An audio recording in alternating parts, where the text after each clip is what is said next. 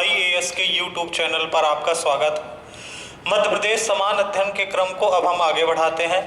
मध्य प्रदेश समान अध्ययन के क्रम में हम मध्य प्रदेश के गठन की चर्चा कर रहे थे, जिसमें हम पिछले वीडियो में मध्य प्रदेश का 1947 के पहले स्वरूप कैसा था, उसके बाद हमने जब हमें आज़ादी मिली 1947 में, तो जो देशी रियासतों का विलय किया गया था, देशी रियासतों के विलय के बारे में हम चर्चा किए कि जब अंग्रेज भारत से छोड़कर जा रहे थे तो उन्होंने प्रत्यक्ष ब्रिटिश शासित क्षेत्र थे वो डायरेक्ट भारत संघ में शामिल कर दिए। लेकिन जो देशी रियासतें थी, देशी रियासतों को उन्होंने बोला कि देशी रियासतें स्वतंत्र हैं, वो भारत के साथ भी जा सकती हैं, पाकिस्तान के साथ भी जा सकती हैं या स्वतंत्र रह सकती हैं। जो देशी रियासतें थे, लगभग सभी देशी रियासतों ने 15 अगस्त 1947 के पहले भारत संघ में विलय कर लिया था। तीन प्रमुख रियासतें जो थी, एक जूनागढ़ थी, दूसरा हैदराबाद थी और तीसरा कश्मीर थी, जो भारत संघ में शामिल नहीं हो रही थी। और चौथी रियासत की अगर बात करें तो भोपाल।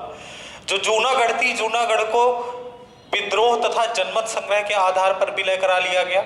हैदराबाद को आंदोलन या कह लीजिए विद्रोह तथा पोलो सेना द्वारा पोलो अभियान चला के हैदराबाद का विलय करा लिया गया। और कश्मीर में क्या हुआ, उसी बीच में पाकिस्तान आर्मी के जो सिपाही थे वो कबायलियों के भेष में कश्मीर पर आक्रमण कर देते हैं, जिससे जो वहाँ के जो राजा थे हरि सिंह, उनको अंततः जो है भारत संघ में विलय करना पड़ा।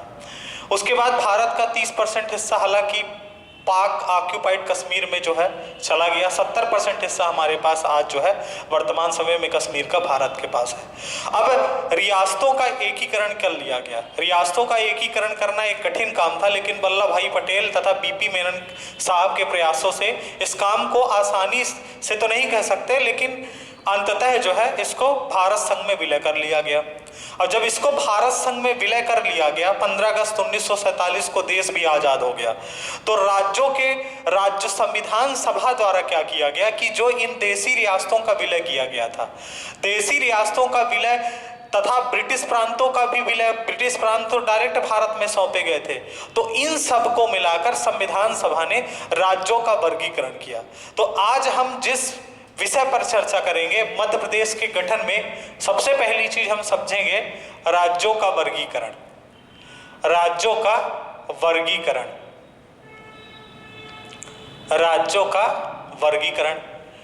जब देशी रियासतों का विलय हो गया, देशी रियासतों के विलय के बाद संविधान सभा ने यह प्रारूप तैयार किया कि राज्यों का वर्गीकरण किस आधार पर किया जाए। तो राज्यों का वर्गीकरण जो है 1947 में संविधान सभा द्वारा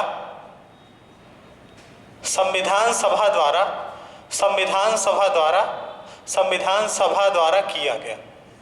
संविधान सभा द्वारा किया गया। अब जो राज्यों का वर्गीकरण है, वो वर्गीकरण किस आधार पर किया जाए, जो राज्यों का वर्गीकरण था वो किस आधार पर किया जाए, ये चीज इसमें सबसे महत्वपूर्ण जानना जरूरी है।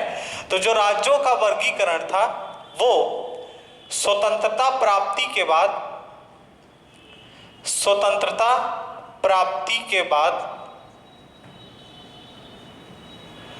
ब्रिटिश प्रांत तथा देशी रियासतों को मिलाकर, ब्रिटिश प्रांत तथा देशी रियासतों को मिलाकर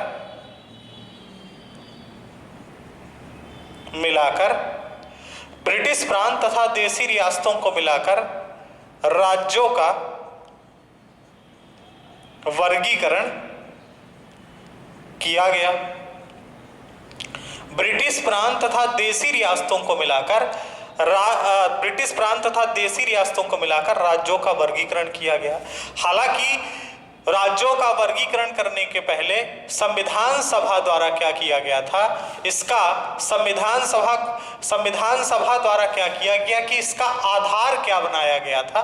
इसका जो राज्यों के वर्गीकरण का आधार बनाया गया था, वो आधार ये बनाया गया था कि पूर्व की स्थिति के अनुसार पूर्व की स्थिति मतलब अंग्रेजों के समय की स्थिति। पूर्व की स्थिति को आप कह सकते हैं अंग्रेजों के समय की स्थिति के अनुसार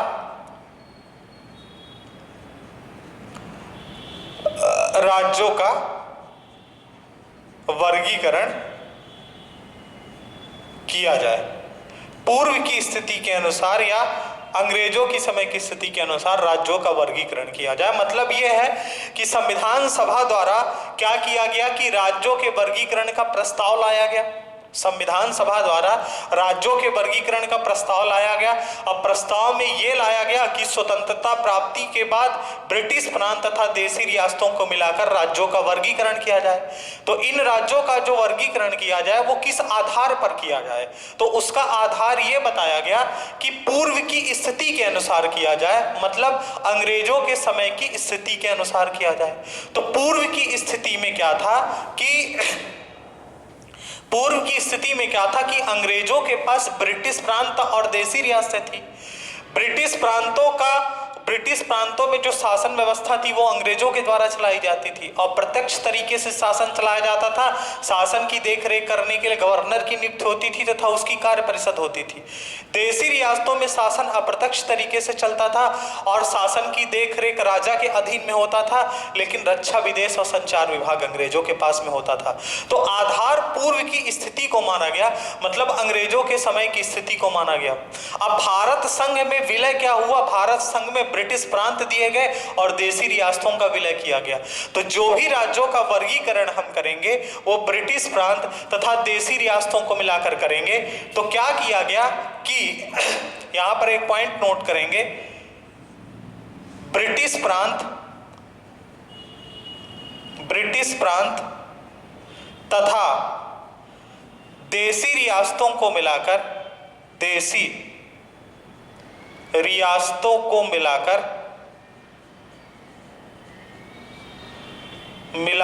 ब्रिटिश प्रांत तथा देशी रियासतों को मिलाकर भारत संघ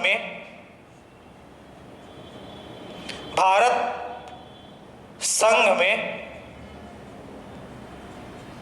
29 राज्य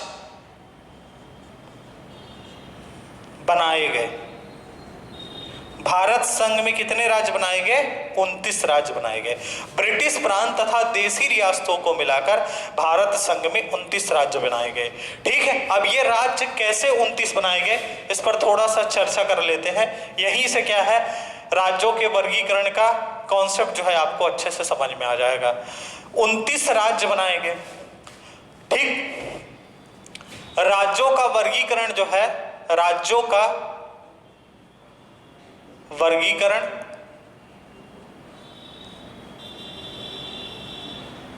कितने राज्य हुए?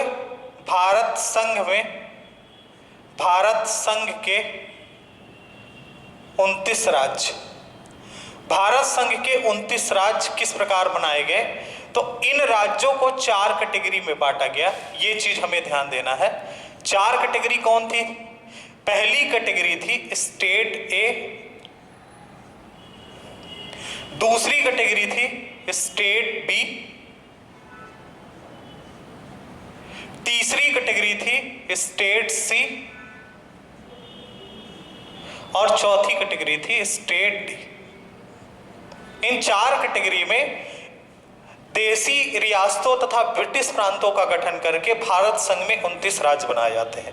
अब यहां पर ध्यान दीजिएगा, स्टेट ए में क्या किया गया? संविधान सभा ने यह प्रारूप तैयार किया या संविधान सभा ने यह कहा कि ऐसे क्षेत्र जो ब्रिटिश शासी क्षेत्र हैं या ब्रिटिश प्रांत हैं जहां पर अंग्रेजों ने प्रत्यक्ष तरीके से शासन किया है, उन सभी प्रांतों को स्टेट ए में शामिल कर दिया जाए। ठीक है, तो स्टेट ए में क्या किया गया? प्रत्यक्ष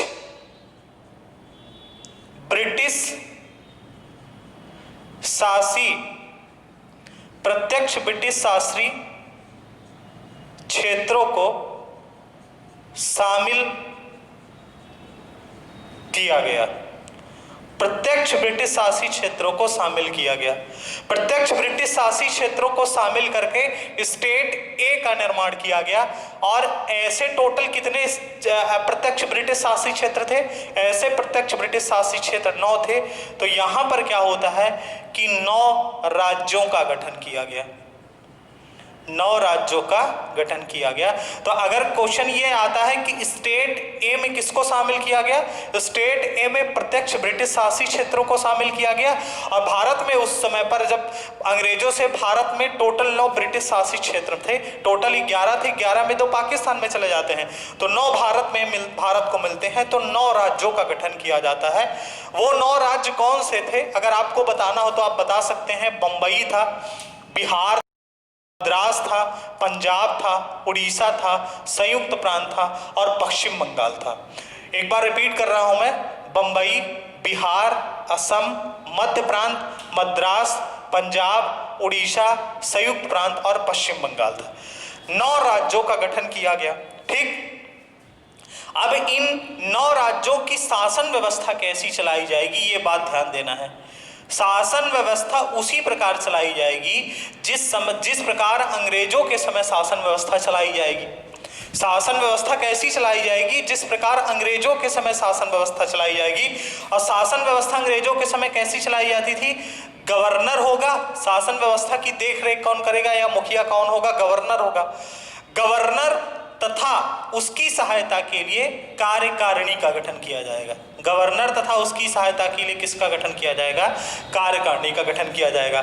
तो प्रत्यक्ष ब्रिटिश शासित क्षेत्रों को मिलाकर स्टेट ए का दर्जा दिया गया और स्टेट ए में 9 राज्यों का गठन किया गया।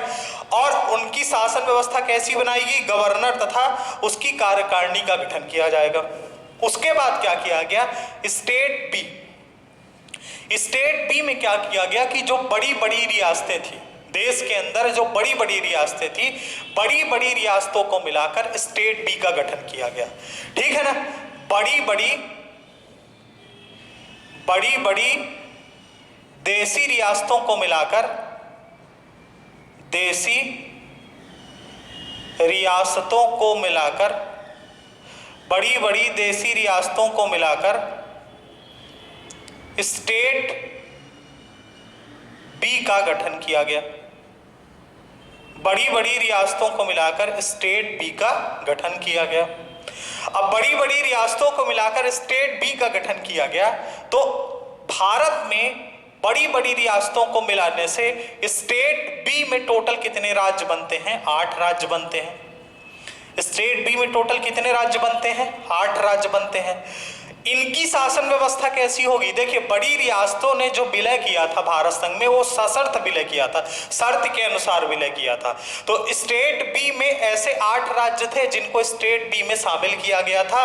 और इन राज्यों की अगर बात की जाए कि कौन कौन से राज्य हैं, तो आप इनका नाम बता सकते हैं कि हैदराबाद था, जम्मू कश्मीर था, राजस्थान था, मैसूर था, मध्य प्रांत मैसूर था, मध्य भारत था, सौराष्ट्र था, त्रावणकोर कोची था और पटियाला व पूर्वी पंजाब था। ये ऐसे 8 क्षेत्र थे। हैदराबाद, जम्मू कश्मीर, राजस्थान, मैसूर, मध्य भारत, सौराष्ट्र, त्रावणकोर कोचीन और पटियाला एवं पंजाब जो है, ऐसे ये 8 राज्य थे।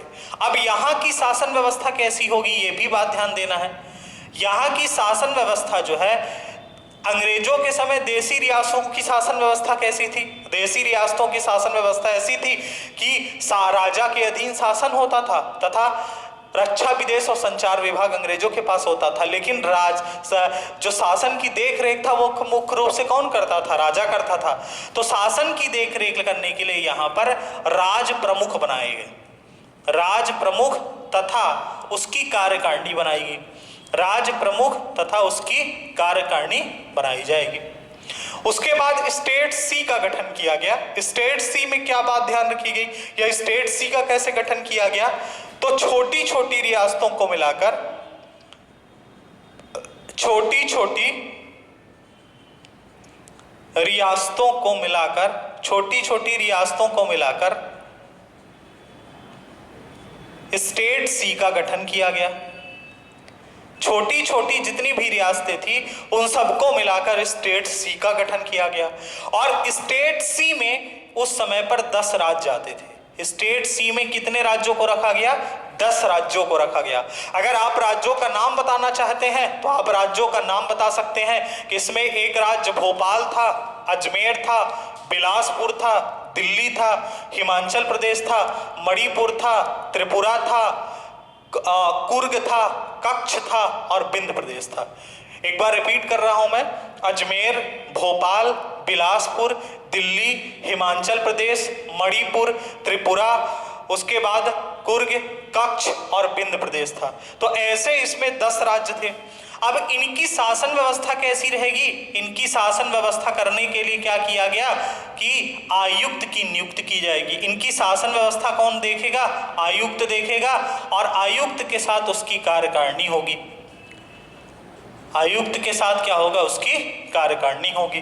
तो छोटी रियासतों का गठन करके स्टेट सी बनाया गया और स्टेट सी में 10 राज्य रखे गए। उसके बाद लास्ट में बचता है स्टेट डी। और स्टेट डी में क्या किया गया कि द्वीप समूहों को शामिल कर स्टेट डी का गठन किया गया। स्टेट डी का गठन किया गया। द्वीप समूहों को शामिल करके स्टेट डी का गठन किया गया। अब स्टेट डी में वो भी क्षेत्र रखे गए थे, जैसे भारत मान लीजिए किसी क्षेत्र को दूसरे देश से अर्जित किया है, उन क्षेत्रों को भी अगर रखना है तो स्टेट डी के अंदर रखा जाएगा। अब स्टेट डी में क्या किया गया? स्टेट डी में 2 राज्य रखे गए। और 2 राज्य कौन थे उस समय पर? एक था आपका अंडमान निकोबार द्वीप समूह, अंडमान निकोबार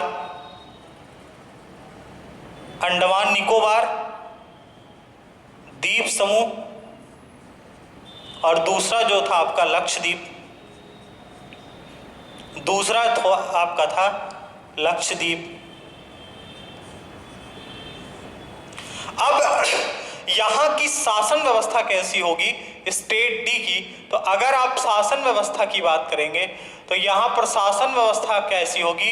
केंद्रीकृत शासन होगा। यहां पर केंद्रीकृत शासन होगा, अर्थात यहां पर लेफ्टिनेंट गवर्नर की नियुक्ति की जाएगी। लेफ्टिनेंट गवर्नर की नियुक्ति की जाएगी।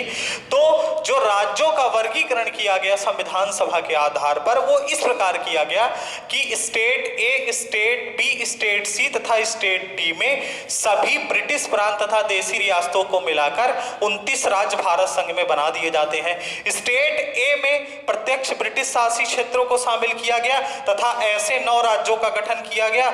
इनकी देखरेख कौन करेगा? गवर्नर करेगा। प्रत्यक्ष ब्रिटिश शासित क्षेत्रों के बाद देशी रियासतों को स्टेट बी तथा स्टेट सी कैटेगरी में बांटा गया। अब ये जो वर्गीकरण किया गया राज्यों का, ये संविधान सभा द्वारा वर्गीकरण किया गया था, उसमें 29 राज्य बनाए गए थे। लेकिन हम पढ़ रहे हैं मध्य प्रदेश, तो हम इसको मध्य प्रदेश की दृष्टि से देखेंगे। तो आप देखिए जो 9 राज्यों का गठन किया गया था स्टेट ए में, जिन 9 राज्यों का गठन किया गया था, इन 9 राज्यों में से मध्य प्रदेश का एक राज्य था। इन 9 राज्यों में मध्य प्रदेश का एक राज्य था जिसको हम जानते हैं मध्य प्रांत के नाम से। किस नाम से जानते हैं? मध्य प्रांत के नाम से। इसके बारे में भी हम चर्चा करते हैं, अभी केवल हम नाम लिख रहे हैं। यहाँ पर स्टेट ए में मध्य प्रदेश में से केवल एक राज्य था, ये प्रत्यक्ष ब्रिटिश शासित क्षेत्र था, जिसको प्रत्यक्ष ब्रिटिश शासित क्षेत्र मध्य प्रदेश में कहते हैं। वो क्षेत्र कौन सा था? सीपी और बरार क्षेत्र था। तो सीपी और बरार क्षेत्र को ही मध्य प्रांत बना दिया जाता है। उसके बाद स्टेट बी में क्या किया गया था? बड़ी बड़ी रियासतों को मिलाकर गठन किया गया था। तो ऐसे 8 राज्य थे। तो 8 राज्य में से मध्य प्रदेश से कितने राज्य थे? मध्य प्रदेश से एक राज्य था, और वो राज्य कौन सा था? मध्य भारत था। वो राज्य कौन सा था? मध्य भारत था। इन 8 राज्यों में से एक राज्य किससे था? मध्य प्रदेश से था। मतलब 8 राज्यों में से मध्य प्रदेश का एक राज्य था मध्य भारत। वर्तमान मध्य प्रदेश का एक राज्य मध्य भारत था। मतलब पश्चिम की जो स्वतंत्र रियासतें थी उन सभी रियासतों को मिलाकर मध्य भारत का गठन कर दिया गया था। उसके बाद स्टेट सी में जो 10 राज्य बनाए गए थे, इस 10 राज्य में से 2 राज्य मध्य प्रदेश से थे। कौन कौन से थे? एक आपका विंध्य प्रदेश था, एक आपका विंध्य प्रदेश था और दूसरा जो आपका था वो भोपाल था। एक विंध्य प्रदेश था और दूसरा क्या था, भोपाल था। तो स्टेट ए, स्टेट बी और स्टेट सी, इन तीनों में मध्य प्रदेश के हिस्से थे। स्टेट ए में मध्य प्रांत था, स्टेट बी में मध्य भारत था और स्टेट सी में विंध्य प्रांत था, भोपाल था। अब हम 1947 के उपरांत मध्य प्रदेश की चर्चा करते हैं कि 1947 के उपरांत के बाद जब संविधान सभा ने 1947 में राज्यों का वर्गीकरण किया तो मध्य प्रदेश का स्वरूप किस प्रकार सामने आया, उसकी हम चर्चा करते हैं। तो सबसे पहले हम क्या करते हैं, कल हमने आपको मध्य प्रदेश का एक मैप बनाकर उसमें हमने समझाया था कि पश्चिम की स्वतंत्र रियासतें कितनी हैं, उत्तर की स्वतंत्र रियासतें कितनी हैं, उसके बाद पूर्व की स्वतंत्र रियासतें कितनी हैं, और मध्य प्रदेश का जो प्रत्यक्ष ब्रिटिश शासित क्षेत्र था वो सीपी एंड बरार था। तो सबसे पहले क्या करते हैं, मध्य प्रदेश का मैप बनाते हैं।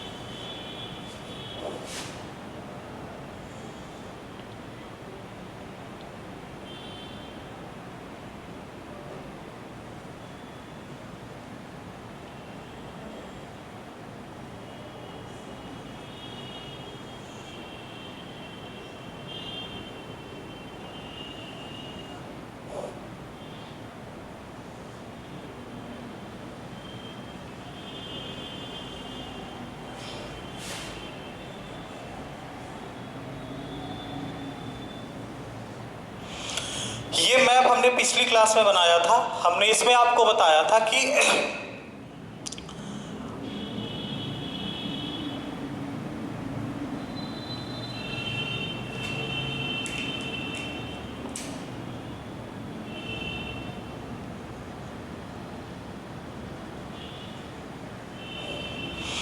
ये हमने आपको बताया था कि पश्चिम की स्वतंत्र रियासतें थी ये, और इनकी संख्या कितनी थी, 26 थी। उसके बाद ये उत्तर की स्वतंत्र रियासतें थी, उत्तर की स्वतंत्र रियासतें, और इनकी संख्या कितनी थी, 38 थी। उसके बाद हमने यहां पर आपको बताया था कि ये थी पूर्व की स्वतंत्र रियासतें, ये थी आपकी पूर्व की स्वतंत्र रियासतें। उसके बाद हमने इनके बारे में बताया था कि यहां पर ये था आपका CP and Berar state, CP and Berar state, CP and Berar state था। और यहां पर टोटल कितनी रियासतें थी, यहां पर टोटल 15 रियासतें थी। ये स्थिति 1947 के पहले मध्य प्रदेश की थी। अब हमें इसको लिंक करना है, जो राज्यों का वर्गीकरण किया गया था उससे हमें इसको लिंक करना है। तो स्टेट ए में क्या किया गया, स्टेट ए में किया गया कि जो प्रत्यक्ष ब्रिटिश शासित क्षेत्र थे उनको स्टेट ए में शामिल किया गया। मध्य प्रदेश से प्रत्यक्ष ब्रिटिश शासित क्षेत्र जो था वो सीपी एंड बरार स्टेट था। उसके अलावा क्या किया गया कि देखिए ये जो पूर्व की स्वतंत्र रियासतें थी, ये क्या था, आदिवासी क्षेत्र था, दुर्गम इलाका था, दूर था। और दूसरी चीज, यहाँ के जो लोग थे वो सहज थे। दूसरी चीज, इन्होंने भारत पर जो विलय किया था बिना किसी शर्त के किया था। मतलब ये था कि किसी भी प्रकार से किसी भी प्रकार से यहाँ के लोग विद्रोह नहीं कर सकते हैं। इसलिए क्या किया गया कि पूर्व की स्वतंत्र रियासतों तथा सीपी एंड बरार स्टेट मिला के एक प्रांत का गठन किया गया और उस प्रांत का जो नाम रखा गया, उस प्रांत का नाम रखा गया मध्य प्रांत। क्या नाम रखा गया? मध्य प्रांत। मध्य प्रांत में क्या किया गया? सीपी एंड बरार स्टेट तथा पूर्व की स्वतंत्र रियासतें, मतलब इसको भी मिला लिया गया।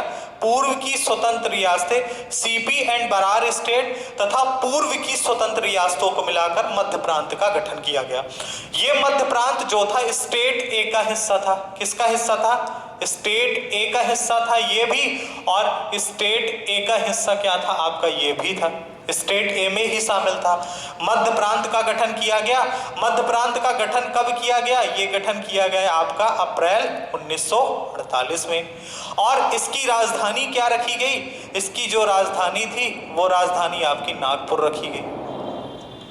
राजधानी क्या रखी गई? राजधानी नागपुर रखी गई।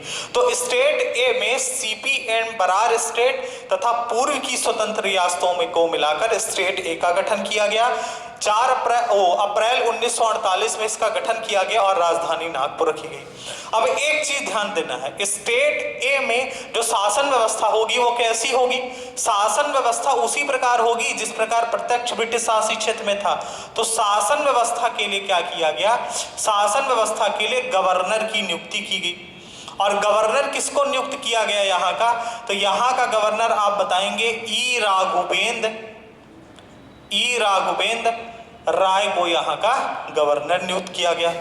उसके बाद क्या किया गया? गवर्नर की सहायता के लिए सीएम की नियुक्ति की गई या मुख्यमंत्री की नियुक्ति की गई? तो मुख्यमंत्री की नियुक्ति किसकी की गई? पंडित रविशंकर शुक्ल की। पंडित रविशंकर शुक्ल को क्या किया गया? मुख्यमंत्री बनाया गया। और मुख्यमंत्री की सहायता के लिए क्या किया गया? मंत्री परिषद की नियुक्ति की गई। मंत्री परिषद की नियुक्ति की गई। तो स्टेट ए की शासन व्यवस्था एकदम अंग्रेजों के समय जैसे चलती थी उसी प्रकार चलाएगी। गवर्नर की नियुक्ति की गई और गवर्नर ई राघवेंद्र राय को बनाया गया। गवर्नर की सहायता के लिए मुख्यमंत्री तथा मंत्री परिषद की नियुक्ति की गई। मुख्यमंत्री पंडित रविशंकर शुक्ल को बनाया गया। तो अगर क्वेश्चन ये पूछा जाता है कि मध्य प्रांत के पहले मुख्यमंत्री कौन थे, तो पंडित रविशंकर शुक्ल थे। मध्य प्रांत के पहले गवर्नर कौन थे? तो वो आपके राघवेंद्र राय थे। और 1948 में इसका जो है गठन किया जाता है। उसके बाद क्या किया जाता है कि पश्चिम की स्वतंत्र रियासतों ने क्या किया था कि ये भारत संघ में सशर्त विलय किया था। भारत संघ में शर्त पर विलय किया था। शर्त के अनुसार इन्होंने भारत पर विलय किया था।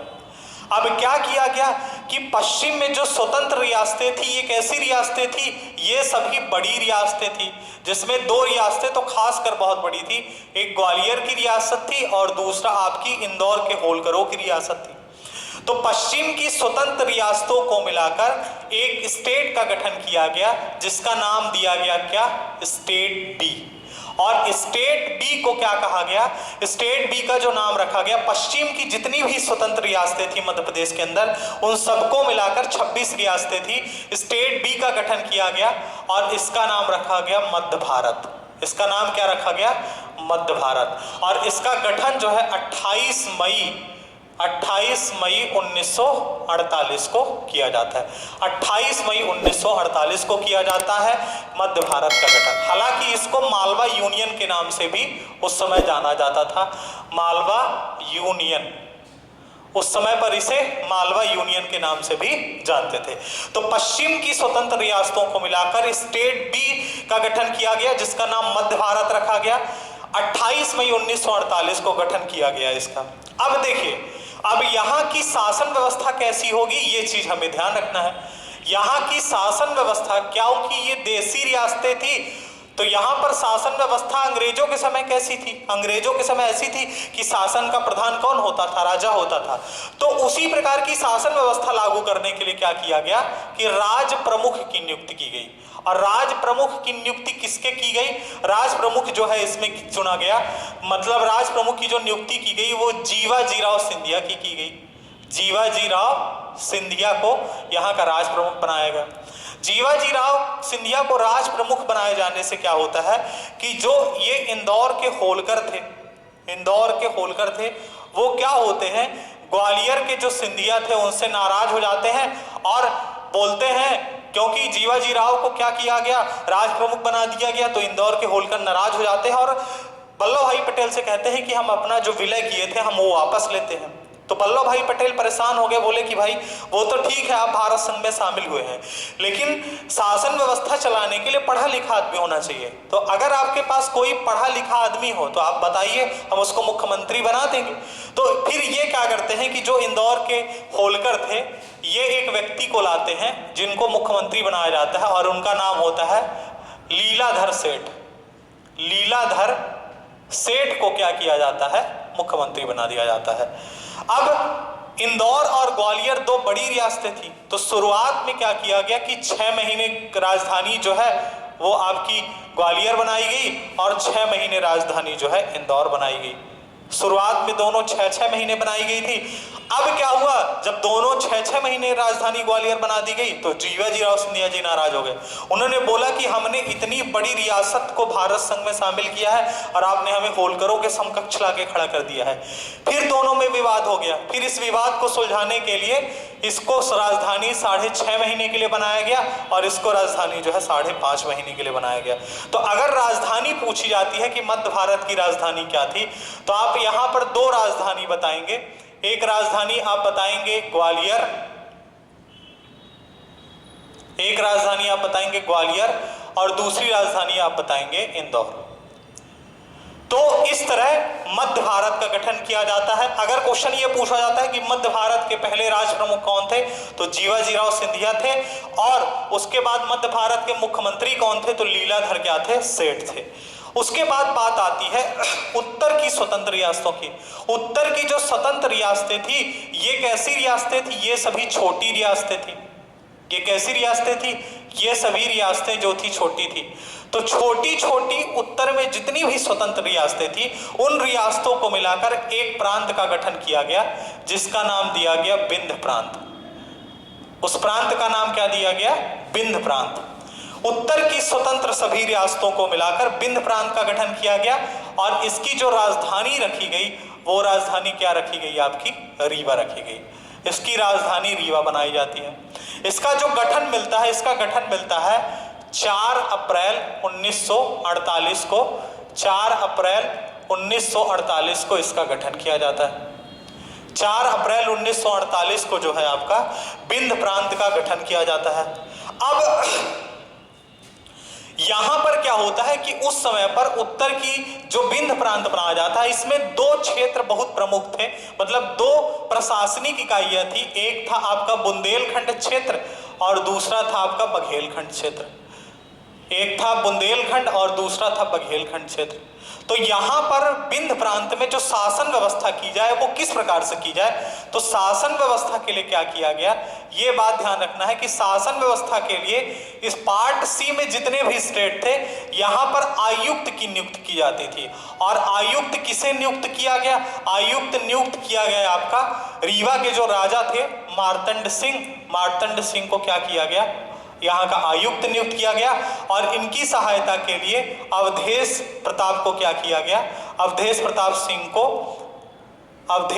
सिंह को मुख्यमंत्री बना दिया गया इनकी सहायता के लिए।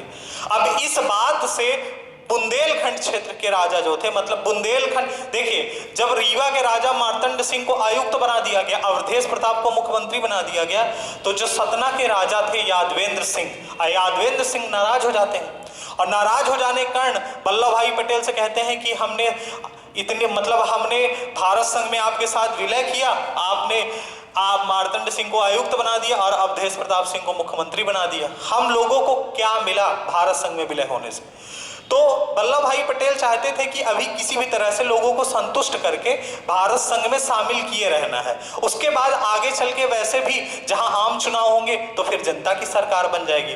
तो फिर इनको संतुष्ट करने के लिए क्या किया गया, आयुक्त जो आपका बुंदेलखंड क्षेत्र का था, बुंदेलखंड क्षेत्र के लिए उप आयुक्त की नियुक्ति की गई और उप आयुक्त किसे बनाया गया, यादवेंद्र सिंह को बनाया गया। यादवेंद्र सिंह को उपायुक्त बना दिया गया और इनकी सहायता के लिए एक और मुख्यमंत्री बना दिया गया और वो मुख्यमंत्री जो थे कामता प्रसाद थे। तो खुद आप सोचिए कि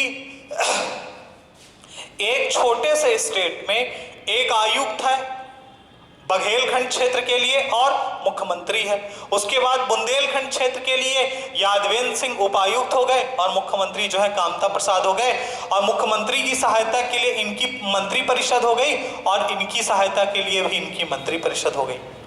अब लास्ट में बात बचती है भोपाल के लिए, क्योंकि उस समय तक ये जो घटनाक्रम चल रहा था उस समय तक भोपाल ने भारत संघ में विलय नहीं किया था। तो जब ये तीनों क्षेत्र फाइनल हो जाते हैं, तीनों स्टेट फाइनल हो जाते हैं, स्टेट भी स्टेट सी, तो बात आती है भोपाल की। अब भोपाल जो है उस समय तक भोपाल भारत संघ में विलय नहीं किया था। तो वल्लभ भाई पटेल जो है भोपाल के नवाब थे उस समय पर हमीदुल्ला खान। हमीदुल्ला खान से बोलते हैं कि भाई अब क्या करना है बताइए आप। तो हमीदुल्ला खान साहब बोलते हैं कि हमें भारत संघ में शामिल नहीं होना है, हमें पाकिस्तान के साथ विलय करना है। उसके बाद उनको कुछ समय के लिए टाइम दे दिया गया, फिर उनसे पूछा गया कि आपको क्या करना है, तो उन्होंने बोला कि नहीं, हमें भारत संघ में शामिल नहीं होना है, ना ही पाकिस्तान में शामिल होना है, हमें एक अलग देश बनाकर रहना है। अब ऐसा हो नहीं सकता कि तीन देशों के बीच में एक राज्य में तीन स्टेट हो, मतलब एक देश में छोटे छोटे तीन स्टेट हैं और उसके बीच में एक छोटा सा देश हो, ऐसा तो पॉसिबल नहीं है। उसके बाद फिर इनसे क्या किया गया कि अप्रैल 1949 में वल्लभ भाई पटेल ने इनसे बात की, बोला कि अब आपको क्या करना है, क्योंकि भारत की जो सेनाएं हैं वो सीहोर और विदिशा तक पहुंच चुकी हैं। तो फिर अंततः जो है ये जो है भोपाल का भारत संघ में विलय कर लेते हैं और भारत संघ में विलय किया जाता है 1 जून 1949 को भोपाल का भारत संघ में विलय कर लिया जाता है। लेकिन इन्होंने शर्त पर विलय किया था और ये शर्त क्या रखी थी इन्होंने अपनी 2 महत्वपूर्ण मांगे रखी थी। पहली मांग ये रखी थी कि भोपाल को किसी भी स्टेट में शामिल न किया जाए, भोपाल को एक अलग प्रांत बनाया जाए। तो भोपाल को एक अलग प्रांत बनाया गया। और दूसरी उनकी ये मांग थी कि जब कभी भी इन सब को मिलाकर एक स्टेट का गठन हो, उस स्टेट की राजधानी क्या रखी जाए, भोपाल रखी जाए।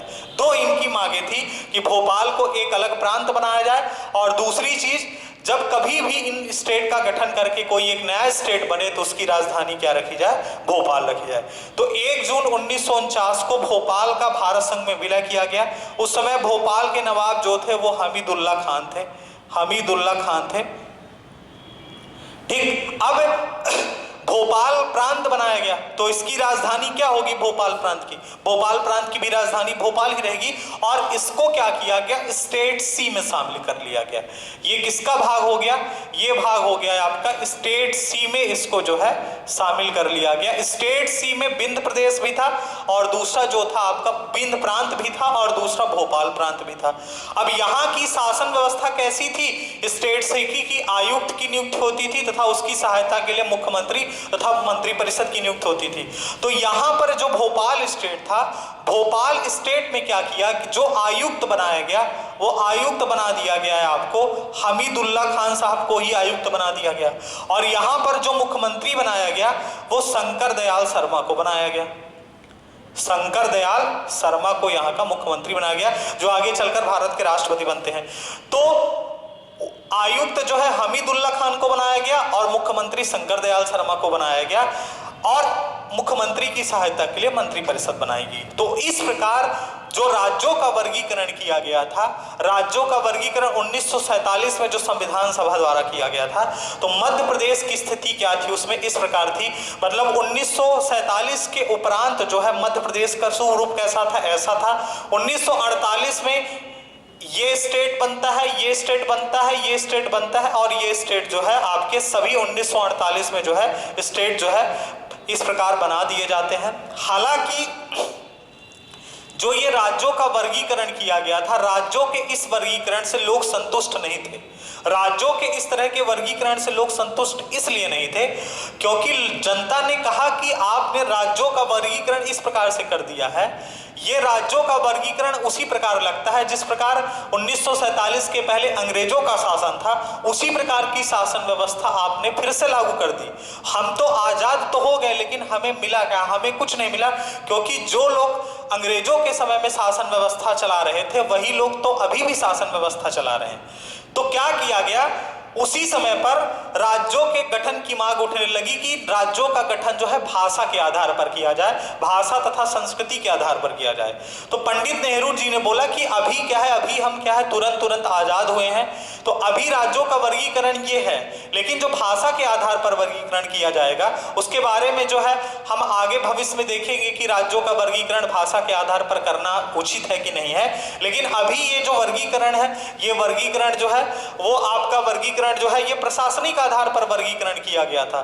दूसरी चीज क्या थी कि भाषा के आधार पर वर्गीकरण का करना उस समय पर उचित भी नहीं था। उसके बाद हम इसको लास्ट में क्या करते हैं, समराइज कर लेते हैं। इस मैप को आप जो है स्क्रीनशॉट ले लीजिएगा, या जैसा मैं बोलता गया हूं आप इसको अपनी कॉपी में लिखते जाइएगा। लास्ट में हम क्या करते हैं कि इसमें एक बार मध्य प्रदेश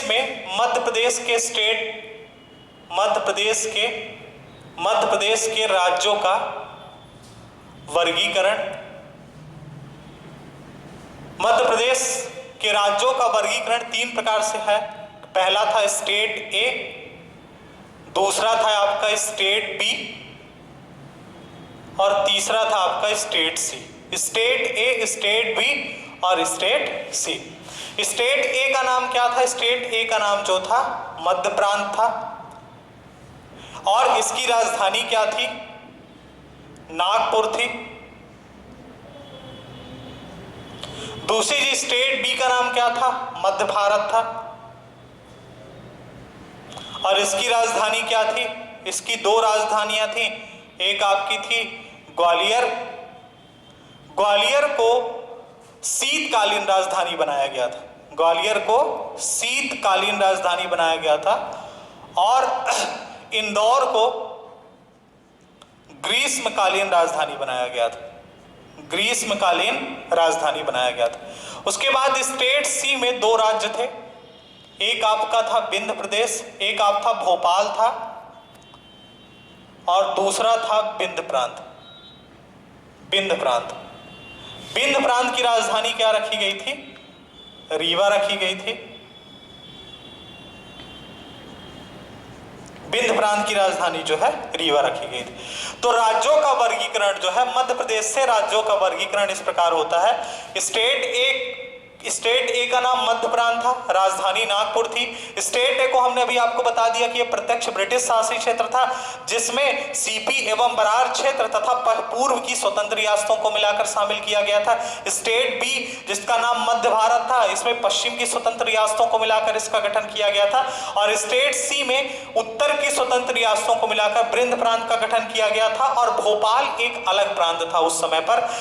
भोपाल क्योंकि भारत संघ में सबसे लास्ट में शामिल हुआ है, तो भोपाल को एक अलग प्रांत रखा गया था। यहां पर मध्य प्रदेश के राज्यों का वर्गीकरण समाप्त होता है। अब नेक्स्ट वीडियो में हम ये स्थिति जो है मध्य प्रदेश में 1956 तक की यही स्थिति रहती है। 1956 में जब मध्य प्रदेश का फिर गठन होता है तो मध्य प्रदेश का थोड़ा स्वरूप बदलता है। अगले वीडियो में हम क्या इस चर्चा करेंगे कि मध्य प्रदेश में राज्यों के वर्गीकरण के बाद राज्यों का जो वर्गीकरण किया गया है उसके आधार पर क्या है। अब हम अपने अगली क्लास में क्या करेंगे कि भाषा के आधार पर जो राज्यों के गठन की मांग उठ रही थी उस मांग को पूरा करने के लिए क्या किया गया, कौन कौन सी कमेटी बनाई गई। उसके बाद 1952 में भारत में जो आपके लोकसभा के भी चुनाव हुए थे और विधानसभाओं के भी चुनाव हुए थे, तो मध्य प्रदेश में उसकी स्थिति कैसी थी कि मध्य प्रांत में क्या स्थिति थी, मध्य भारत में क्या स्थिति थी, विंध्य प्रांत में क्या स्थिति थी और भोपाल में क्या स्थिति थी। तो 1952 के विधानसभा चुनाव की चर्चा करेंगे। उसके बाद 1956 में जब मध्य प्रदेश का गठन किया गया तो मध्य प्रदेश में क्या क्या बदलाव हुए, ये सब हम जो है आपका नेक्स्ट वीडियो में चर्चा करेंगे। धन्यवाद।